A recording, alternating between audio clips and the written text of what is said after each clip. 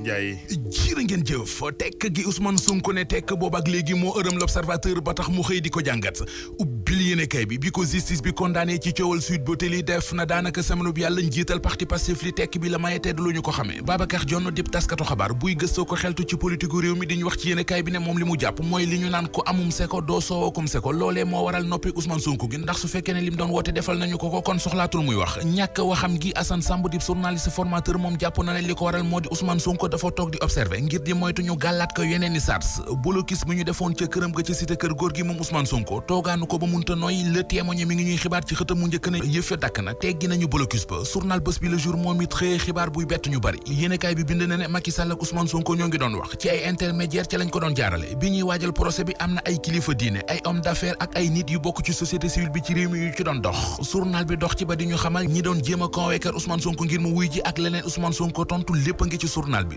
journal beneen mu di Libération xëy na ay kàdduy docteur Khady Fall mooy responsable service d'accueil des urgences bu hôpital Dalal Jàmm ba ca Guédiawaye docteur Khady Fall nee na ci bésub àjjuma bi weesu andi nañu ci hôpital ba ñeenti nit yu faatu ci manifestation yi ak ñaar fukki doomi aadama ak benn yu ci jële ay gaañu-gaañu nee na ci blessé yi ñu leen andil am na ci ñoo xam ne ay fital ak i arme blanche moo leen gaañ leneen lu gaañu ba yëg ko ci manifestation yi Sud Quotidien nee nañu moo di économie bi réew mi yàqu-yàqu yi am ci réew mi Sud nee na tax na koom-koom gi sëngéem la def jamono ji ne ci ñetti fani manifestation yi milliards yu bari yàq nañu ci réew mi bëy di añ jiital conseil national du patronat CNP mel ni ku koy dëggal ci journal Le Quotidien nee na fa entreprise yi ci réew mi ñàkk nañu lu bari ci genn ak bëccëg lise ko na ko booba université Cheikh Anta Diop bu Ndakaaru ma ngay jooy ndax démb ba fa professeur Moussa Baldé ministre enseignement supérieur demee àndoon ak i kilifa yu université ba la ñu fa gis ci ay dégâts jéggi na dayo ay bus amatu fa ay wata waxi nopp lépp la ñu taal amphi yu bari ak salle de classe yu bari kenn mënu koo jëfandikoo jamono ji ndax melokaanu bon ñi doon taal nañu ba taalaale ay archives yoo xam ne enseignants yeeg étudiants yi ñoo ko moomoon ak ay diplôme yoo xam ne ca faculté médecine ak faculté lettres fa la ñu nekkoon lii quotidien bind ci xëtamu njëkk ne UCAD di université Cheikh Anta Diop bu Ndakaaru jam nañu ko waaye taxul mu daanu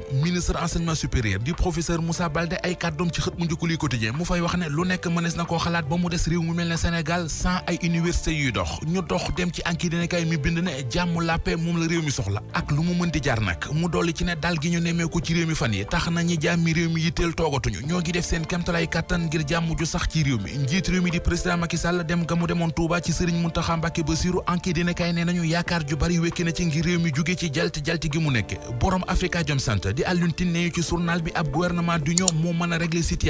situation bu doy waar Source A nee nañu moom la ñu naroon a dund ci HLM yëral xët mu njëkk yéenekaay bi keroog ca manifesté ba ñu fitalee waa ji di Omar Thiam mu faatu di ab jaaykatu tusi te xamuñu bal bi ko faat fan la jóge yéenekaay bi nee nañu dafa am ca marché HLM ay commerçant yu jugoon ne dañuy songi police bu HLM ngir taal ko li gàntal seeni pexe Source A nee nañu moo di bâtiment ba ak nañu ko tabaxe ndax bu ñu ko xasee ba tëj nit mënu faa dugg wala mu fay sànni ay cocktail molotov ñi gàddu woon seeni cocktail molotov bëggoon a dem songi place de l'indépendance jóge fa jàll palais de la république l'observateur nee nañu ñoom ñooñee tollu ci ñaar fukki nit ak ñeent tuuma yi ñu leen di toppee 10 gann la def yéenekaay bi mi ngi ñuy wax it ne li ñu defeere parquet ci ay manifestants ci benn ab semaine ëpp nañu téeméer fukki jigéen ak juróom yu bois sacré yi ñu jàppoon ñoom it li ñu naan retour de parquet loolee lañu leen def Ndeye Ndack Touré mi ñu garde à vue l'observateur mi ngi ñuy wax li waral ak arrestation